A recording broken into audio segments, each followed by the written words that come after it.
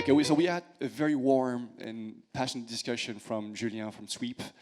And scaling companies is obviously something quite interesting at this time, not only because from an economic perspective, we need scale to happen in order for the financing of these companies to work properly. But obviously in the climate tech company, it's all about the time to impact. The sooner we have a working technology, the sooner we have an impact that might change some of the course and the consequences we might face 10 years from now. 2022 is very interesting.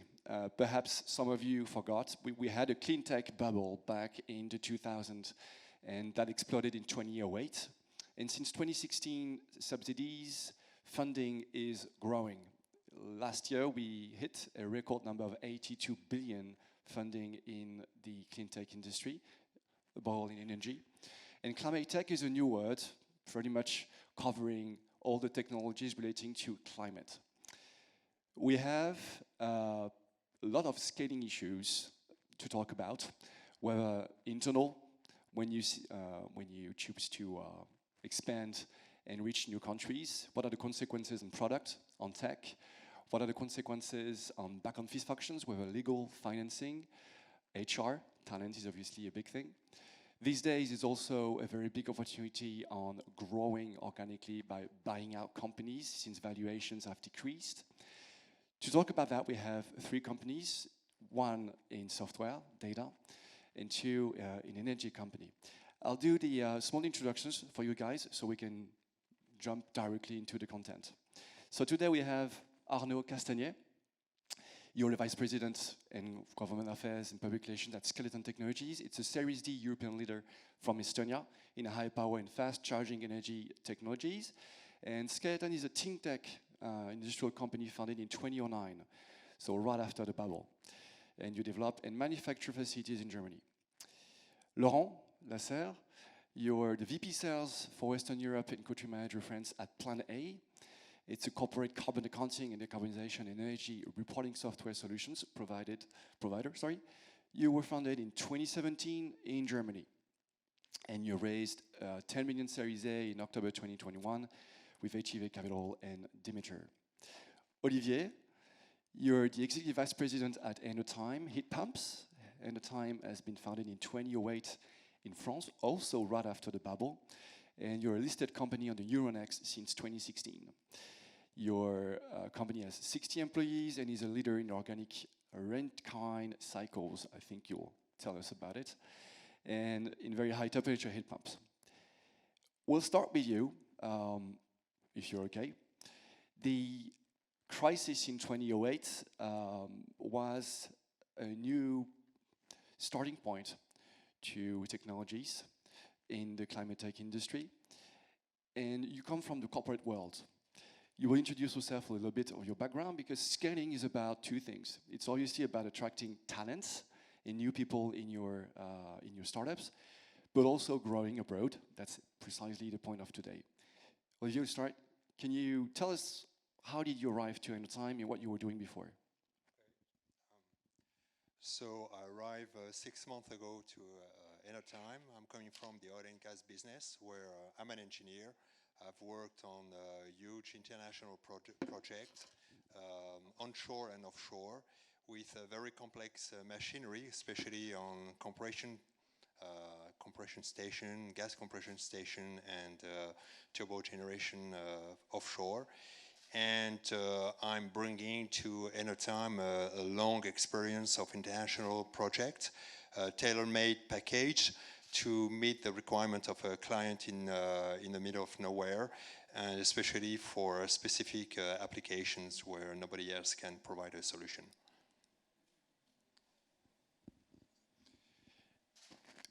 Enertime today, can you explain us what's the value prop and what's the market you target at this stage, and what are the scaling issues you might faced like 2 years ago and face today? Do we have some slides, or? I think we have some slides. Yeah, I've prepared a bunch of slides to explain to you the growth of Enertime. So, well, the markets today. I don't know if you're going to show the slides, but Okay, so the market of Enertime today is, well, the first objective of Enertime is to value the heat that is currently produced by the industry, but lost to the atmosphere because nobody is doing anything about it. So what we do, we develop, we have a know-how of turbo machineries that we integrate into a system to produce electricity or heat that we reinject into the process of the client. By using the heat he won't use anyhow. So these machineries are quite complex. We are using refrigerants. Some of them, the organic ranking cycle, are quite known, but we do them at a very high, very large scale, industrial scale, to develop megawatts, thousands of kilowatts of power with a very high efficiency, more than 100%. Sounds a bit silly, but for example, the ground I know is about the heat pumps. What we are producing are heat pumps with a 300% efficiency that we produce 3 times the power you are using to make that production. So the market for the ORC's organic ranking cycle is quite known. Cemeteries, big factories that, for instance, have chimneys with fumes at high temperatures, 300 degrees, from which we take this hot source. For the heat pumps, it's a bit different. The market, we are producing heat pumps of minimum 3,000 kilowatt size. But to produce steam, which doesn't exist today, several are trying to do that, at up to 150 degrees C. The industry is looking for that because they try to replace their boilers with that kind of device to lower the consumption of gas or electricity. What else can I say? So I'm a little bit lost without my slides. Pardon? Okay. You will see that. I will show some pictures to explain to you how it goes. Perhaps you tell us what your customers are looking today and what are the market difficulties you're facing to scale, not only your product, your value prop, but also how you can be more visible. And that was the issue you originally mentioned when we were talking before. Okay. Well, the principle, first of all, Enertime was created 15 years ago. It started as a R&D office trying to scale up or industrialize a solution, organic ranking cycle of a very large size. And what I'm doing with very high temperature heat pump is taking the same path but quicker. So we are facing exactly the same issues. In fact, the issue we have today with customers is, first of all, they don't have a clue of what we are talking about. Often they don't know the product. Okay. Let me finish that. They don't know the product and they don't understand how to fit into their process. So what we are doing, we not only develop the machinery and the systems that will provide whatever I was talking about, electricity or heat, but we integrate these into their system by adjusting or tailoring the system to integrate our system within their process and provide the value, whatever they try to achieve by reducing the carbon footprint big time and improving the efficiency, energy efficiency of their process. Here on the slide you have what we do. So on the left-hand side is the turbo, our know-how. In fact, the turbo machinery we are developing. But what we sell to the client is not that. We are selling what is on the right-hand side, a complete system that we tailor to the process of the client, taking the heat, as I explained to you, from wasted water or fumes in the chimneys of the industry. And what we just provide value to the industry by reusing the heat already produced but not used, and that is lost in the atmosphere. If we go to the next slide, this is where we work. In fact, this is the timeline that show you some of the steps that Enertime went through for the last 15 years. It took us about 3 years to develop the product, the first product, and convince Total, today Total Energy, to invest in our first prototype. Then it took about 2 years to have it running properly. Then the activity started to become commercial. That was the first organic ranking cycle we produced. The seed of investment was prepared by the founder and CEO that we talked this afternoon, Gilles David. Then he attracted a little bit of money and from a French venture, and when the first machinery ran. Having this know-how allowed us to open the door to new markets, and we launched 2 new products. The first was the very high temperature heat pumps, and the second one is a natural gas expander.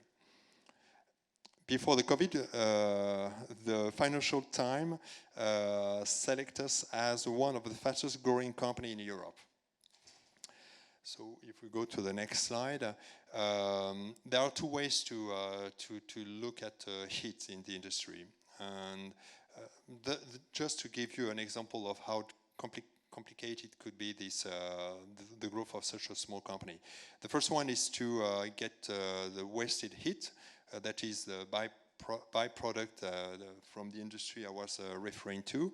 The second one is to extract it from earth, which is geothermy. I think everyone has heard about that.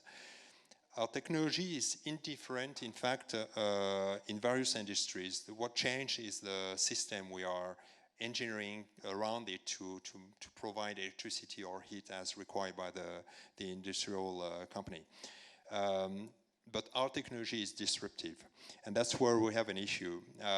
Typically, the client doesn't understand really what we are talking about, or he thinks he knows, but in fact he doesn't so much in a way that he doesn't know really how to integrate it and how much value it will provide if we adjust his mindset to take the most of it by getting the right heat on the right side of the plant he's running. So there is an education here to go through a path, a quite long path, and we need to guide him. This required many discussions, many simulations, calculations, etc. You can imagine, visits to site, etc. And we engineer the whole thing, so it takes quite a long time. So for that, we have to have a very specific, a full team of high-level specialists with a lot of experience to help us doing that. Now, if you go to the next slide, there are many things that are said about energy efficiency and decarbonization. But if the financial gains are not met, as said earlier, nobody will take this risk and use that kind of solution, technical solution. No one will want to pay the price of a problem then in their process.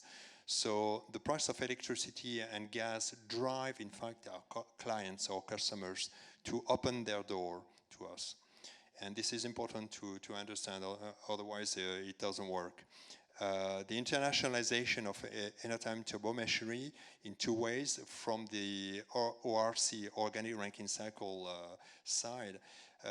In France, we have a comparatively low electricity price, and its power generation mix is very decarbonized, which makes Enertime solutions more suitable for highly industrialized European markets like German or Italy, highly dependent on gas, by the way, whose price is volatile like Eastern Europe, or foreign markets with a strong potential in terms of geothermal energy, Indonesia, or energy-intensive and high-emission industry like China and Thailand. In the case of heat pump, there is no market yet well defined, at least not defined at all. This must target, require that we target industrial players who again are less present in France and elsewhere, and that the technology benefits from high energy price, which is not the case in France. So just for a minute, because it sounds like your company has a challenge towards visibility. It's hard for you to convey who you are, what you do, and why you make sense. What are the benefits you provide to these companies? You mentioned you have a team of specialists today to compensate for this lack of visibility. Can you explain us what the team is doing today? What's perhaps the sales cycle of Enertime? How long is it? And how do you struggle and how do you fight this lack of visibility? Because I'm pretty sure other companies have the same issues. Well, first of all, we have specialists that fully understand the heart of the system we are promoting and how to engineer it, to adapt it, tailor it, and embed it into the process of the client. So that's engineers, scientific minds that are well trained, etc.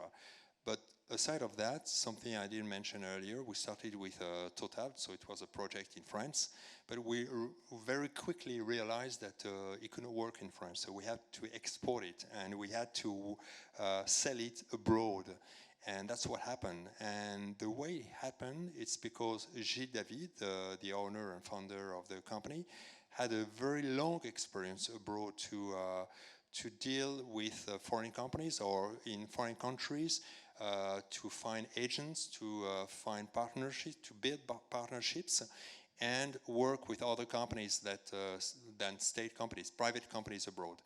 And the people we hired, by the way, we have I think 11 citizenships in the team today of 60 people. The people we hired today are mostly people that have experience abroad. And myself, for instance, I've been doing projects around the world for almost all my life. Have this mindset to work with other cultures and understand how to look at the business abroad and how to make deals with others. We sent people abroad to negotiate contracts. We didn't work with other companies. We didn't want to be the outsourced company of a big group. We wanted to do it ourselves. We chose that very difficult path, but it worked. We took off when we started to sell to China, I believe, the first ORCs. And then we sold, I think the foreign business, I mean the business abroad is 50% of our turnover. So that's how that's what I mean by choosing very people with a lot of experience, having the capability to look at the scientific and technical aspect, but as well to understand how to do business abroad, to launch it in a real market, something that we can launch it. When you choose a country and when you decide to land your business there, do you use any particular partners, alliance, networks that you deem very useful within the energy sector? Well, so I was talking about two of the three products, ORCs and heat pumps. For the ORCs, most of the time, I think for both, it's the same. Clients are coming to us. We are not really going to clients because we are only a few in the world capable to do that. Okay, our competitors, we have competitors for ORCs. Most of them are huge companies. I mean, all of them are huge companies. We are the smallest one. But we are French. We are the only one French. And for heat pump, very high temperature heat pumps, well, something that helped us a lot was the web. In fact, by using the web, we managed to promote our image in a way that now everyone is coming around the world to ask for quotation. I've been with the company for more than 6 months, and every day I have at least one request of quotation. I'm addressing one request of quotation per day since for the last 6 months. So I'm not choosing my partners.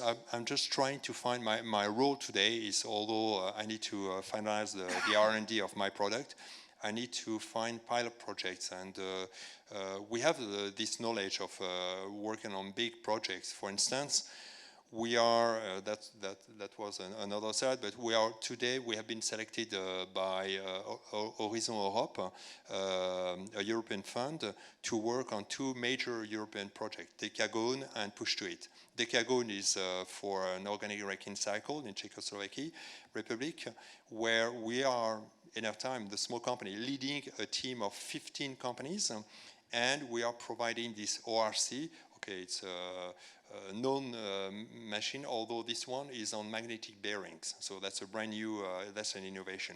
The second one, Push to It, is a comparison of 4 different technologies for heat pumps.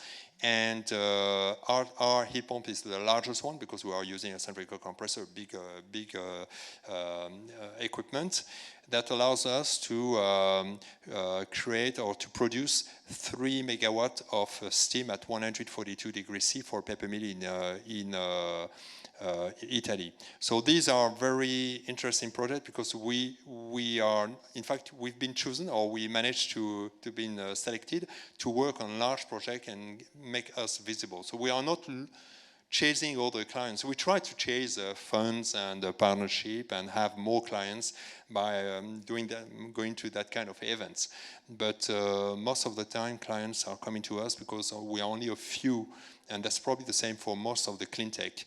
We are only a few capable to do whatever we provide to the industry with a high value.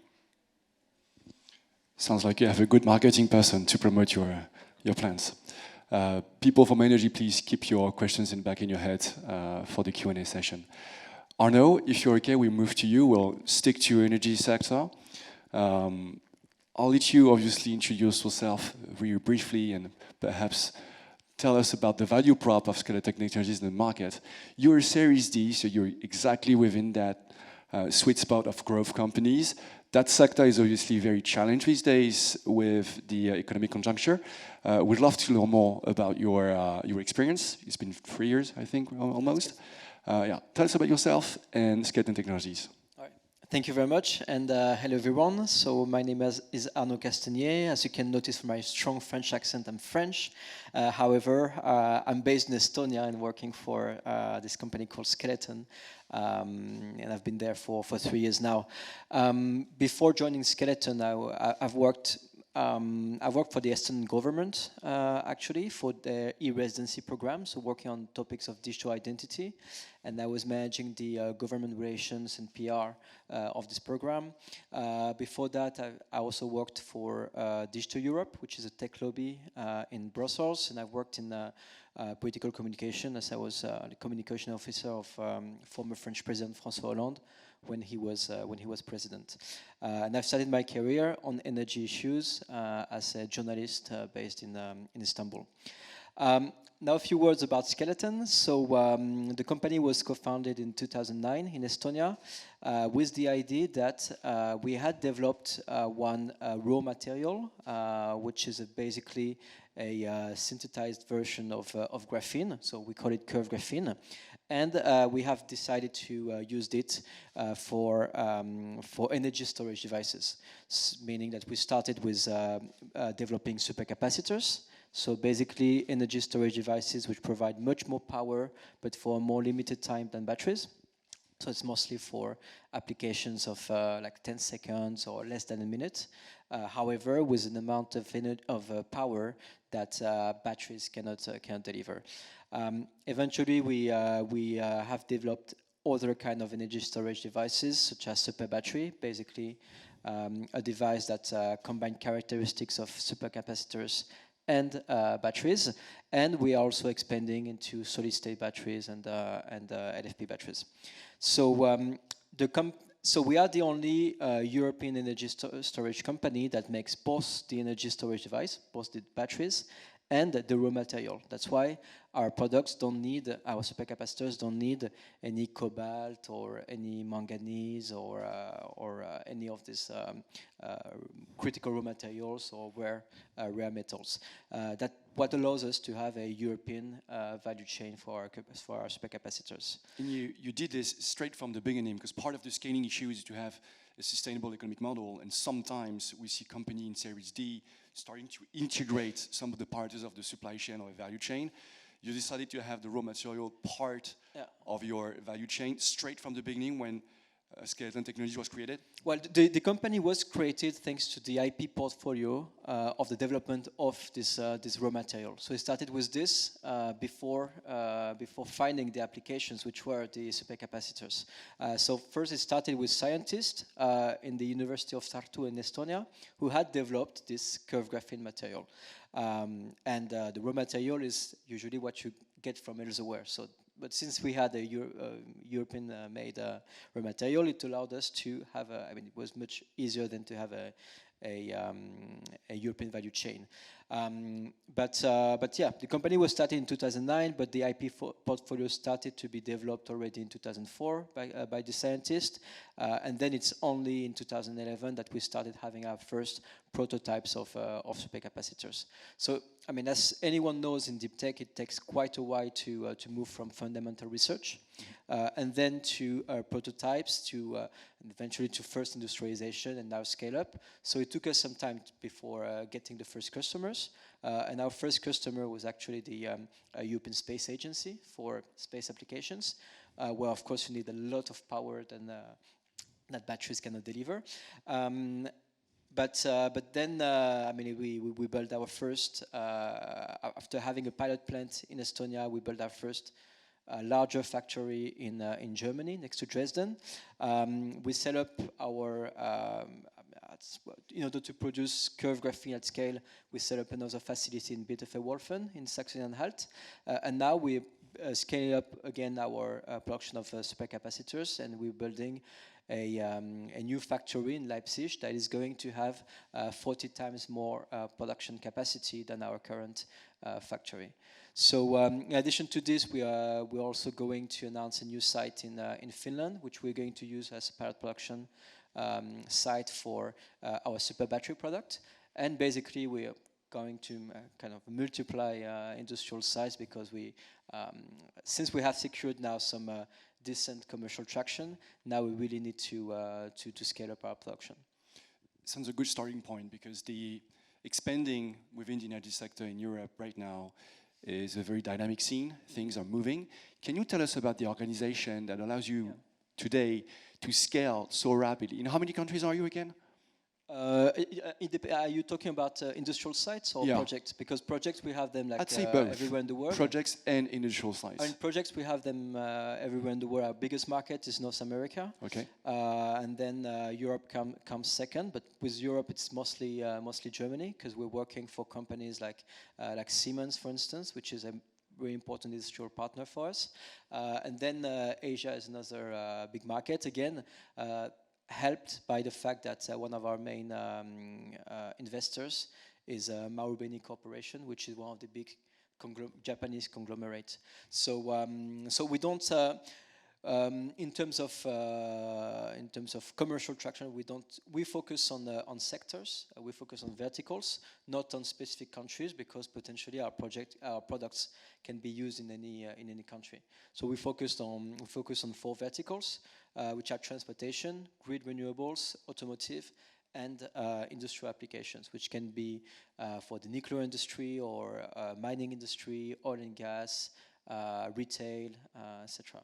So in terms of organization, and another thing I wanted to mention is that, so since we started with supercapacitors, which was our first product, it also it allowed us to get our products in the market much earlier than many other battery companies in Europe. So that's why we started generating revenue already since 2016. So it started much earlier.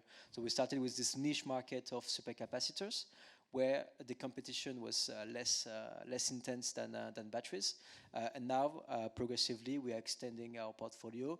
And the vision in the future is to serve all of the needs of the energy storage industry. So starting from fast charging, ultra high power, that's what we currently deliver, to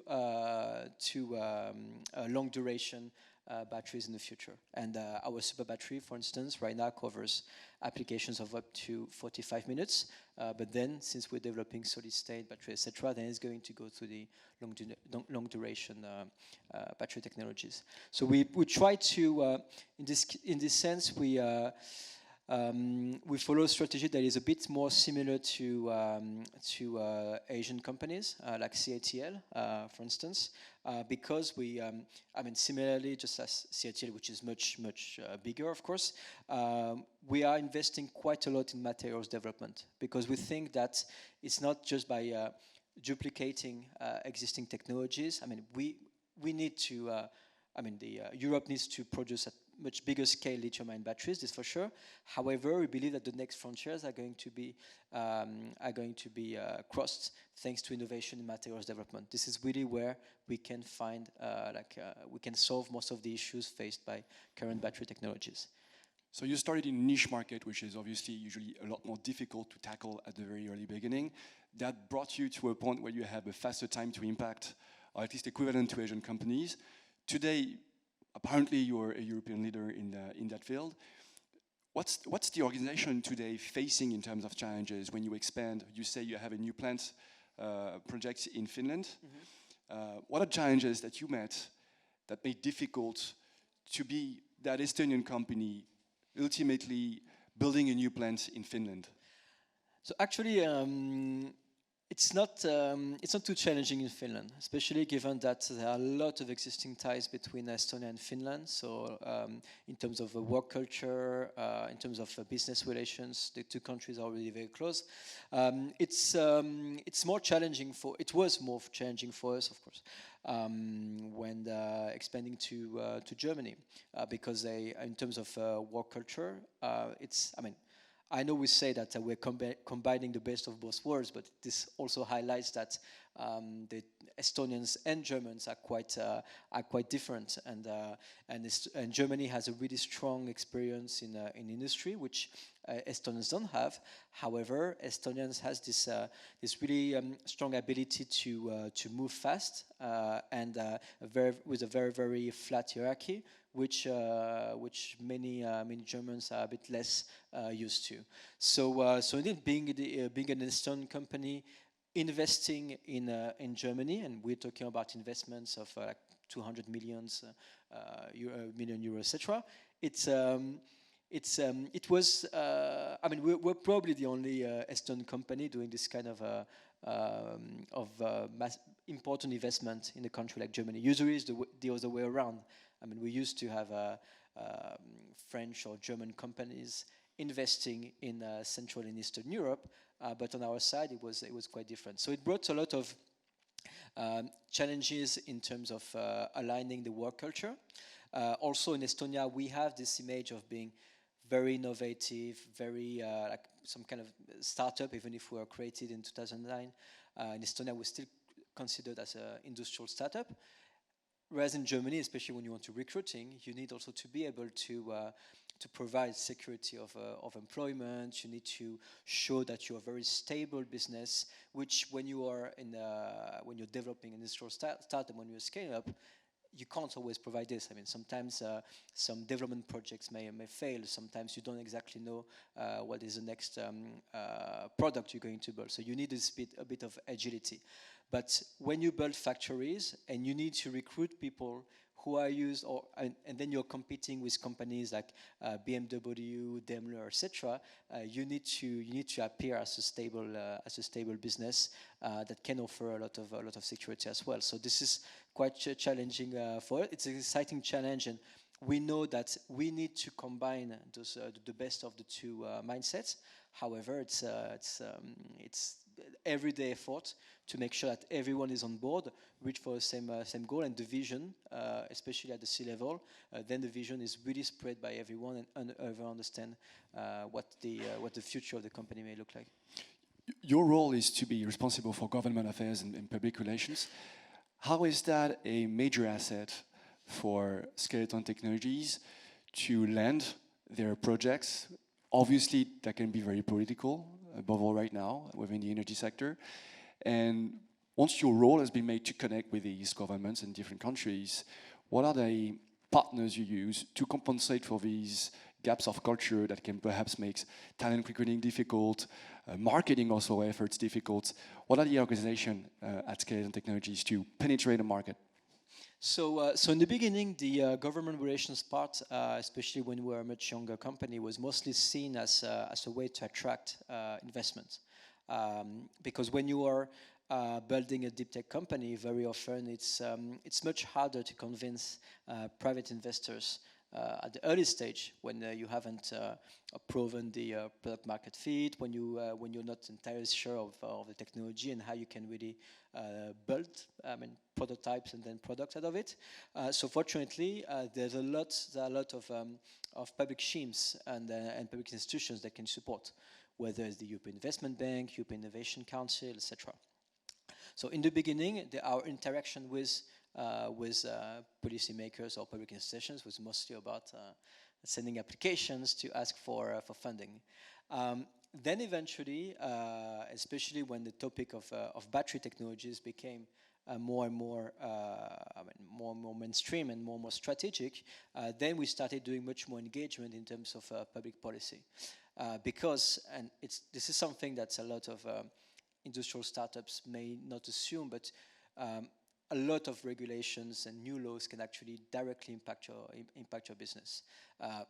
For instance, we at Skeleton, we provide some of our products to tramways in order to lower the energy consumption of up to 40%.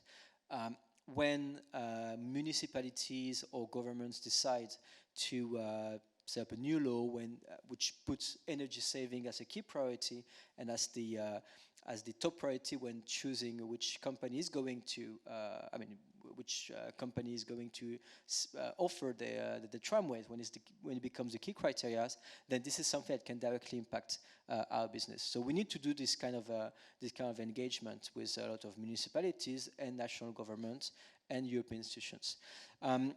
Going back to more at the Brussels level, we're also part of the European Battery Alliance, which is an initiative, an ecosystem designed to really build the entire European value chain of batteries. So both in terms of cell manufacturing, but also recycling, for instance. So it really covers the entire network, and it's very important for us to get our voice heard, especially given that we are when you do things like supercapacitors, it can be left out in a lot of regulations or support for batteries, because since our perception of the need for energy storage and batteries, the mainstream perception is mostly based on the needs of the car manufacturers, we tend to think only about lithium-ion batteries. So you need to be able to explain more about your technology, really evangelize about the diversity of technologies that can be impacted by regulations, and this is how then you become a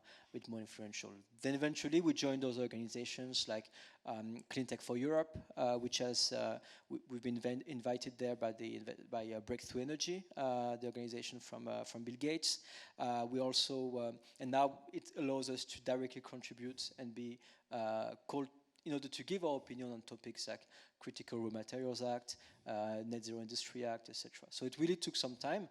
Now, in addition to this, we are the part of the negotiations with governments when you decide where you're going to set up your next manufacturing facility, because as you know, there's important competition between European governments with each other and also between the EU and the US in order to attract a new manufacturing project. So you really need to invest all of these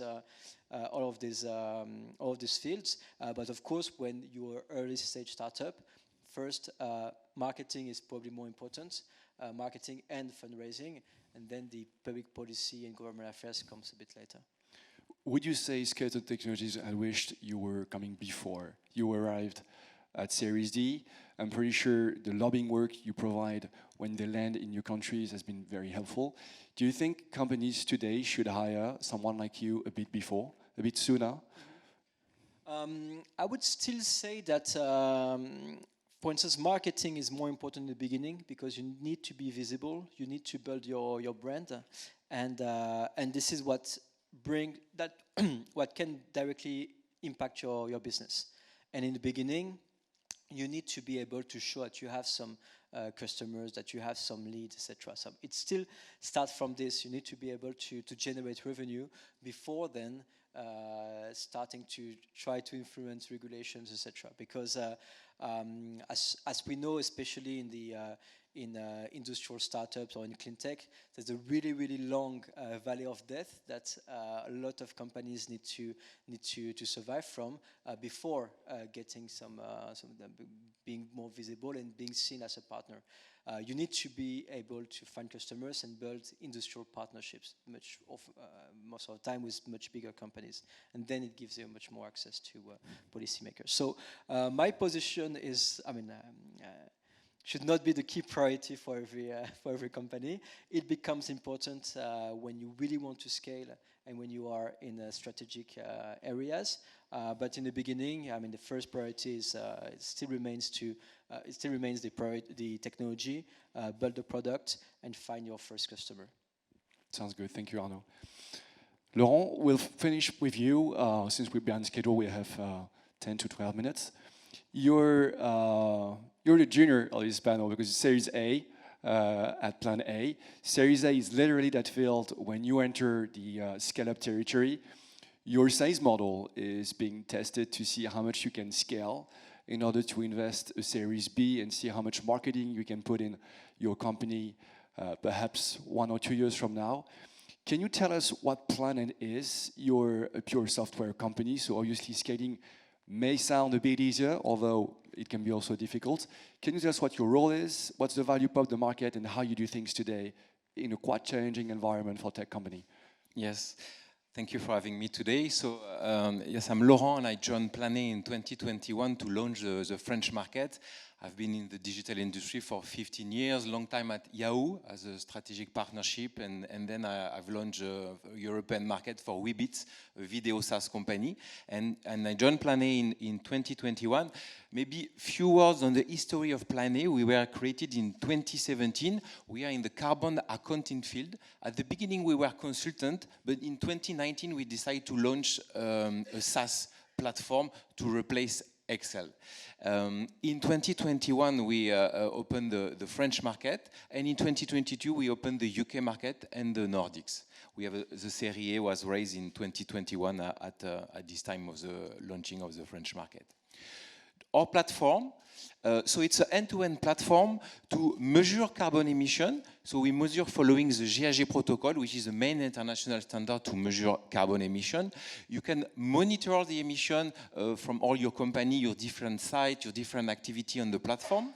The second part is where you can reduce your carbon emissions, so decarbonize, set target, define action plan, do scenario in order to reach your target. And finally, the reporting. Automatically, we automatize carbon accounting reporting, and we do all this in the platform. We target mid-size and large enterprise company. One of the main drivers of our market is the CSRD. So we were talking about it earlier. It's a European regulation that will ask all the company above 250 employees or 20 million euro revenue to measure and reduce their carbon emissions starting in 2024.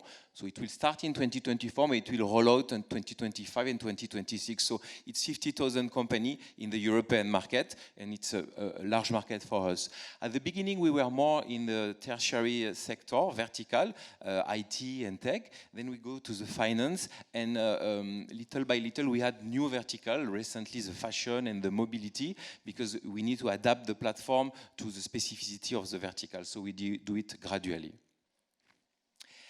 So now I will share a few things we have done to scale internationally, done well, and after some of the challenge that we face.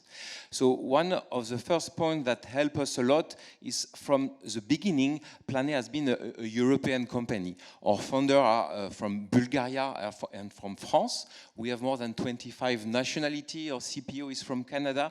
We already have some French guy when I launched the market based in Berlin. So it was very helpful to grow internationally to already have this, for example, French speaker for the French market. And also from the beginning, we communicate in English. All the application, the website, all our communication were in English, although we were at the beginning in Berlin for the German market. And it helped us to close our first client in the UK, in France, and in Nordics. And when you already have some clients, it's easier then to enter the market. We use also a lot LinkedIn. Our founder, Lubomila, has a lot of followers on LinkedIn, so 91,000. So it's really super helpful to share the information about the brand and to generate new leads. And then when we launch the market, we recruit a small team of experienced commercial people, one country manager, one lead for the business development, one lead for the commercial to develop the market. You can stop me, Hilaire. Please continue. Okay. One of the things we did well, we really stayed true to our ADN of science-based and data. On the French market, our competitors have a different positioning, more the digital carbon reporting, easy and fast carbon reporting. So we stay true to this ADN, and it helps us to differentiate. The German engineering is a lot about the data or business. So it really helps us to differentiate from the local competitors. So you'd say your German origin today plays a major role at introducing the company as different and superior to your competitors. That's how today you pitch the enterprise clients mostly? Exactly, mid-market and enterprise client, yes. We are positioned on this science-based approach versus others who choose a different way, more looking at the SMB market at the beginning, something more easy, fast and digital carbon reporting, and we fit more with more advanced type of reporting that is needed for larger company. How does it translate today in your marketing in very global words? If we go to, obviously, Sweep is one of your competitors. What's the biggest difference today between your two companies with respect to how you speak to customers? That's obviously a major problem when you're a French company or a German company and you start going to UK or to Finland. How do you pitch, and why does it make such a difference for you today to be German? Not to be German, to be more international, but to have this science base. So we really rely on this scientific approach. Our platform has been certified by TÜV Rheinland, which is one of the only platforms for the methodology of calculation to be certified. And it's very important when you want for a large company to communicate about it. You want to avoid the greenwashing, so you want to have really a reliable partner. So this is really one of the way we differentiate. And after the international scope that we have from the beginning with people located in France, in the UK, in the Nordics, in Germany. So from scratch, we were not a global, but at least an European company. And we match with this large enterprise. We usually have a European or international footprint. So it's maybe one of the next slide. We progressively from maybe local German SMB market, we grow to mid-market and then to enterprise, doing some B2B2B also partnership. And it helps us because the large enterprise maybe are less don't need less specificity of a French market. They were more fitting with our international offering, and so we were less disadvantaged versus, for example, a French local player by targeting large mid-market and enterprise company. So of course, there is some challenge to target the enterprise. There is also some benefit, but it helps us to be less disadvantaged by the fact we are not a French company at first. And how today is your team? How many people do you have in France? We have around 10 people on the French market. It's mostly a commercial team, okay. But we had also some carbon accountants who know specifically also the French specificity. There are some specificity, we'll talk about it later, especially the regulation, the methodology of calculation. There is in France the bilan carbon, which is a bit different, not so different, but a bit different from the GHG protocols that we use in other countries. So we have to localize also our skills and our platform. in the same ideas and targeting the enterprise, we really look in our commercial effort, in our outreach, to target companies that were international and where the fact that we were not French were not a disadvantage. So, for example, Sora, small company, 100 employees, but offices in New York and in Paris. And for them, it's not an issue, the fact that we are not specifically a French company. And actually, it's more an advantage. We have a global coverage. And when we look at all our first clients, they all have this international footprint. So we really choose our client and not maybe target the one for which the fact we were not French were a disadvantage. I'll let you continue since we have 5 more minutes. Okay. What helped us a lot when we opened the market is an ecosystem of strategic partners that we have developed. We launched 1.5 years ago a partnership team, strategic partnership team. It's only 3 persons, but we closed some very interesting deal like with Visa and Vattenfall. And these partners help us to develop the local market because they already have an active sales force in the French market. And so they do a referral for us. So at the beginning, when you open a market, it's super useful to have this international B2B2B distribution partnerships. And so we now really want to develop this more, and that we have 50% maybe of our clients will come from the indirect channel and 50% for the direct channel. But to open a market, it's super useful. How is organized these partnership management within Plan A? Is it one person, 2-person job to manage and animate this network? Yes, a small team for the moment. So it's centralized in the team in Berlin for the partnership team. But then we animate it locally with we have local point of contact in France. They have been trained more by the partnership team, but we also help to keep them up to date with the platform and what we do. So it's a centralized development, but then localized collaboration or animation. And we are starting it, but we see that it's a good competitive advantage. Other interesting point, we really try to develop our local network. We were helped, for example, and we have a limited budget, important to do so we cannot go and spend a lot in conference, but for example, Choose Paris Region, Paris & Co. really help us to get in contact with the large French corporate.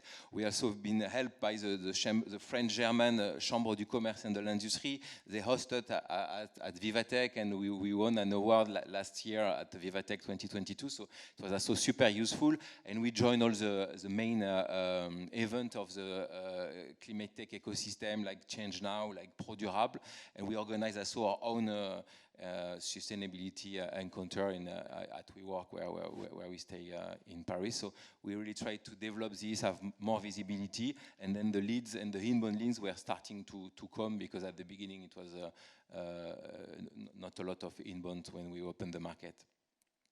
And finally, the last one, so what we learned from the French market, and the challenge, we'll talk about it quickly just after, but what we learned on the French market in 2021, we applied for the launch of the UK market in 2022, and also the Nordic market. We were better at adapted to the local regulation upfront. We even in terms of adapting the platform, the team, we really learned the lesson of launching the French market, and now we will see we had definitely some challenge at the beginning of the French market, but when you open country after country, you learn from one to the other.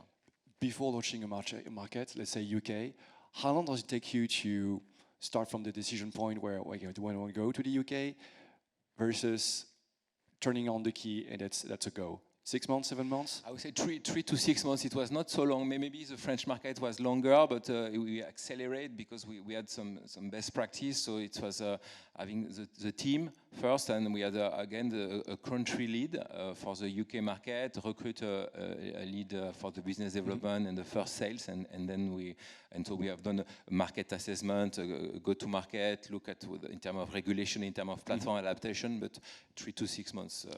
Did you use an external partner to achieve these market analysis ahead of going with the hire of a country manager? No, we are Series A, so even for the hiring, we rely on LinkedIn a lot. Okay. And even for the go-to-market analysis, we have to do by ourselves the analysis. So this is why some things were good and some things, just to look at what we could have done better.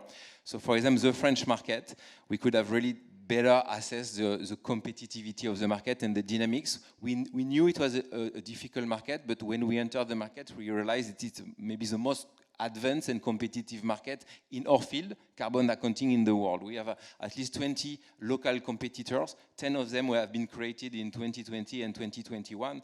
And it's really a red ocean where the prices are getting low due to the competition. And it was difficult for us to enter this market. And we could have anticipated and adapted better. For example, in terms of pricing, we have the same pricing from Germany to France, and the price is definitely lower. In terms of adapting also our offer to differentiate and to offer more services to some of our clients. So this we could have done better, and we did do it better for the UK market, where we were more prepared.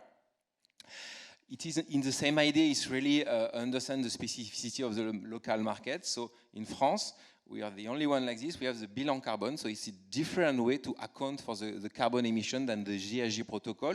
And some French players, they want you to follow the bilan carbon, although it's very similar from the GHG protocol. And if you don't do it, you are not able to sign this client.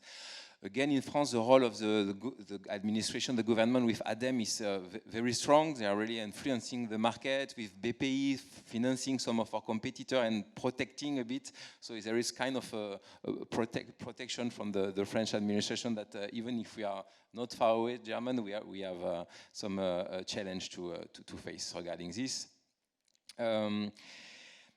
As we are Series A and limited in terms of business, we didn't have the resource to really allocate for the development of the French market. And if you don't do this, if you don't dedicate specific resource in the product, in the tech, and in the marketing to this market, you are deprioritized because it's a small market, it's growing, and everything is going more for the DACH market or the UK market. So important to, even if it's an investment, even if at the beginning the ROI is not so good on the short term, really to dedicate specific resource to adapt your platform, for example, for the bilan carbon, to have the good person also. One of the, maybe the next point is here about the localization. We have been struggling a bit since the beginning with the localization of our product, website, and content because of resource. You need to have really people working on really translating and in a good French all your content and app.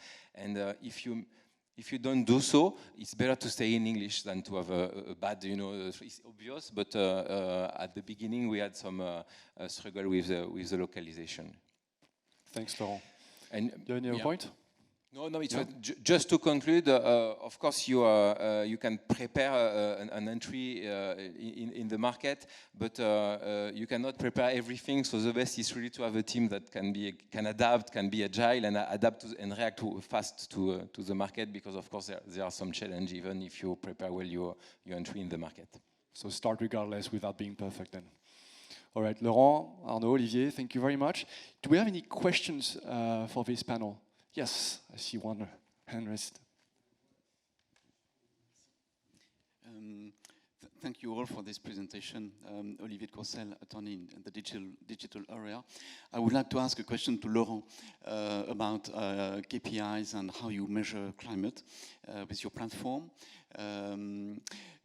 There is a series of indicators that is being propelled by the ISSB, and for the European Union, negotiations are also going on with EFRAG, which is a European institution. And I would like to know how your platform takes into account these indicators, since they are still in the making, as was explained in the previous table. Panel, sorry. our core positioning is really the carbon accounting. So at the moment, there is clear methodology. We follow the GHG protocol. So this is, and we have an expert in the carbon. We have an advisory board. So we make sure, and we have even certified, make sure that the methodology is correct. And then for the new regulation coming, like CSRD, so we already have some reporting framework in the platform, like the NFRD, the SFDR. We are monitoring it. We are a team, a policy team, in contact with all the European and monitoring the regulation to make sure that we will have all the relevant indicator in the platform at the good moment. So we monitor and we follow it closely. Thank you. Thank you. Yeah. That's the last question, by the way. Another question for Laurent.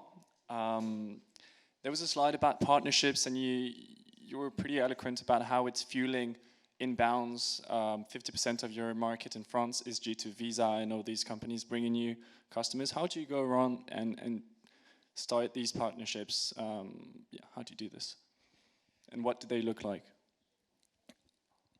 So we first really create the team. We decided 1.5 years ago that we identify that having this partnership with some large corporate to do B2B partnership, some consulting company, we really identify that it will be key for our development, because we cannot have the necessary large sales force, to address all the markets. So we first decided that it was a strategic move to grow this team, and then our VP partnership, they start to contact some of the partners that we have now. Some of them contact us, like Vattenfall. They contact us, and not to use the platform for themselves, but for their client. They were happy to distribute the platform to their client, and even to pay the platform to their client to use it as a differentiator, as a services for their clients. So sometimes we approach some of the partners, and sometimes we got approached. But first it was a maybe strategic decision to recruit a team and to a small team, but to develop it. And then some of the partners are coming inbound. Just to add on that, what's the key skill in that team compared to a sales team, for example? What's the difference between a VP partnerships and a VP sales in terms of skills? What do they have to be like? I think it's more strategic. It's more long-term discussion. It's when you close a SaaS deal, the cycle is can be 6 months, but a strategic partnership, it can be 2 years discussion. I think for Visa, Vattenfall, same. It was a very long discussion. So I would say more really a business developer, strategic partnerships than a sales, more on the long term, able to navigate with a different interlocutor and to build a business plan about the partnerships. It's a 5 years partnership, so it's a very different approach. So some of the skills are similar. There is always selling, but it's more business development in the way, strategic business development than selling. Thank you very much, Laurent. Olivier, Laurent, thank you very much. Arnaud had to leave us because the plenary session has already begun.